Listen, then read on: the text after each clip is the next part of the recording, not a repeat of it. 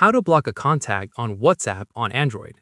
This tutorial shows you how to block someone directly from your chat and what happens once they are blocked. First, open WhatsApp on your Android device and open the chat of the person you want to block.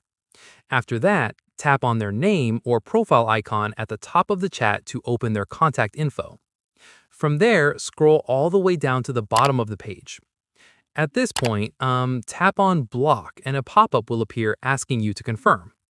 In the next step, you can also choose to report the contact at the same time by checking the Report Contact option before confirming.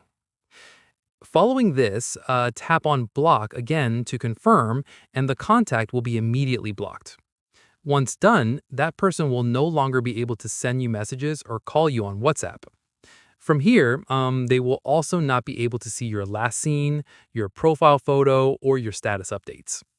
Finally, if you ever want to unblock them, just go back to their contact info, scroll down, and tap Unblock to restore access.